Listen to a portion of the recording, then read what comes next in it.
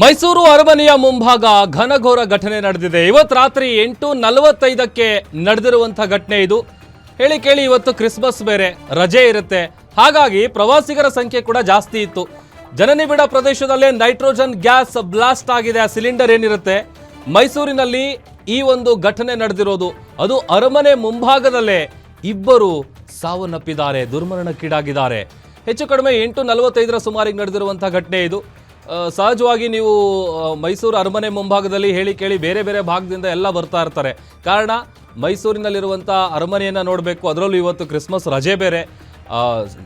Usually normal ಟೈಮ್ಗಳಲ್ಲೇ ಸಾಕಷ್ಟು ಜನ ಪ್ರವಾಸಿಗರು ಮೈಸೂರಿನ ಅರಮನೆಯನ್ನು ನೋಡಬೇಕು ಅಂತೇಳಿ ಬರ್ತಾ ಇರ್ತಾರೆ. ಹೇಳಿ ಕೇಳಿ ಇವತ್ತು ರಜೆ ಇರುವಂಥ ಕಾರಣಕ್ಕಾಗಿ ಯೂಶಲಿ ಎಷ್ಟಿರ್ತಾ ಇದ್ರು ಜನ, ಅದಕ್ಕಿಂತ ಜಾಸ್ತಿ ಜನ ಸೇರಿದ್ರು ಅನ್ನುವಂಥ ವಿಚಾರ ಕೂಡ ಗೊತ್ತಾಗ್ತಾ ಇದೆ. ಈಗ ಒಂದು ರೀತಿಯಲ್ಲಿ ಆತಂಕದ ವಾತಾವರಣ ನಿರ್ಮಾಣ ಆಗಿದೆ. ಬ್ಲಾಸ್ಟ್ ಆಗ್ತಾ ಇದ್ದಂತೆ ಪೊಲೀಸರು ಕೂಡ ಅಲರ್ಟ್ ಆಗಿದ್ದಾರೆ.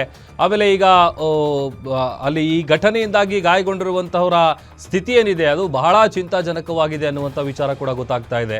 ಕರ್ನಾಟಕಕ್ಕೆ ನಿಜವಾಗ್ಲೂ ಇವತ್ತು ಕರಾಳ ದಿನ. ಯಾಕಂತಂದರೆ ಒಂದು ಕಡೆ ಬಸ್ನ ದುರಂತ ಏನು ಗಮನಿಸ್ತಾ ಇದ್ವಿ, ಅದರ ಬೆನ್ನಲ್ಲೇ ಅರಮನೆ ಬಳಿ ನಡೆದಿರುವಂಥ ಈ ಸ್ಫೋಟ ಏನಿದೆ, ಇದು ಅಲ್ಲಿನ ಪ್ರವಾಸಿಗರು ಜೊತೆಗೆ ಅಲ್ಲಿದ್ದಂಥ ಸ್ಥಳೀಯರಿಗೂ ಕೂಡ ಒಂದು ರೀತಿ ಆತಂಕಕ್ಕೊಳಗಾಗಿದ್ದಾರೆ.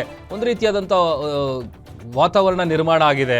ಅದೊಂದು ಕಡೆ ಈಗ ಪೊಲೀಸರು ಕೂಡ ಬಹಳ ಅಲರ್ಟ್ ಆಗಿದ್ದಾರೆ. ಇವತ್ತು ರಾತ್ರಿ 8:45ಕ್ಕೆ ಈ ಒಂದು ಘಟನೆ ನಡೆದಿರೋದು. ನಾ ಹೇಳ್ತಾ ಇದ್ನಲ್ಲ, ಇವತ್ತು ಕ್ರಿಸ್ಮಸ್ ರಜೆ ಬೇರೆ ಇದೆ. ಹಾಗಾಗಿ ಮಕ್ಕಳು, ದೊಡ್ಡವರು ಪ್ರತಿಯೊಬ್ಬರು ಕೂಡ ಅರಮನೆಗೆ ಹೋಗಿ ಬರೋಣ, ಅರಮನೆ ಮುಂಭಾಗ ಒಂದು ಜಾಲಿ ಟೈಮ್ ಸ್ಪೆಂಡ್ ಮಾಡೋಣ ಅಂತೇಳಿ ಹೋಗಿರ್ತಾರೆ. ಹಾಗಾಗಿ ಪ್ರವಾಸಿಗರ ಸಂಖ್ಯೆ ಯೂಶಲಿ ಎಷ್ಟು ಇರ್ತಾ ಇತ್ತು ಅದಕ್ಕಿಂತ ಜಾಸ್ತಿ ಇತ್ತು ಇವತ್ತು.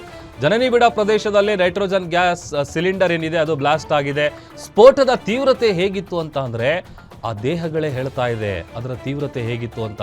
ನೋಡಿ, ಕಂಪ್ಲೀಟ್ ಆಗಿ ಛಿದ್ರಗೊಂಡಿದೆ, ಗುರುತೇ ಸಿಗ್ತಾ ಇಲ್ಲ. 4 ಸ್ಥಿತಿ ಚಿಂತಾಜನಕವಾಗಿದೆ.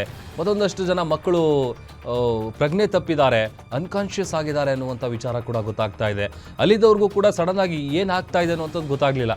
ಹೇಳಿ ಕೇಳಿ ನೀವು ಈ ಅರಮನೆ ಮುಂದೆ ಹೋದಾಗ ಇದೊಂದೇ ಅಂತ ಅಲ್ಲ, ಈ ಥರ ಬಲೂನ್ ಮಾರುವಂಥವ್ರು ಅಥವಾ ಬೇರೆ ಬೇರೆ ಆಟ ಸಾಮಾನುಗಳನ್ನು ಸೇಲ್ ಮಾಡುವಂಥವ್ರು, ಈ ಥರದ್ದೆಲ್ಲ ನಾವು ಸ್ಟಾಲ್ಗಳನ್ನು ಗಮನಿಸ್ತಾ ಇರ್ತೀವಿ. ಅದೇ ಥರ ಇಲ್ಲಿ ಬಲೂನ್ಗಳಿಗೆ ಗ್ಯಾಸ್ ತುಂಬ್ತಾ ಇದ್ದಂಥ ಸಂದರ್ಭದಲ್ಲಿ ಆ ಹೀಲಿಯಂ ಸಿಲಿಂಡರ್ ಏನಿರುತ್ತೆ ಅದು ಬ್ಲಾಸ್ಟ್ ಆಗಿರೋದು. ಅದು ಬ್ಲಾಸ್ಟ್ ಆದಂಥ ಪರಿಣಾಮ ಪಕ್ಕದಲ್ಲೇ ಯಾರ್ಯಾರು ಆ ಸಿಲಿಂಡರ್ ಸುತ್ತಮುತ್ತ ಇರ್ತಾರಲ್ಲ, ಅಲ್ಲಿ ಹೇಳಿ ಕೇಳಿ ಎಲ್ಲರೂ ಕೂಡ ಓಡಾಡ್ತಾ ಇರ್ತಾರೆ, ಜನ ಕೂಡ ಜಾಸ್ತಿ ಇದ್ದರು. ಆ ಸಿಲಿಂಡರ್ ಸುತ್ತಮುತ್ತ ನಿಂತಿದ್ದವರಿಗೆ ಗಾಯ ಆಗಿರೋದು.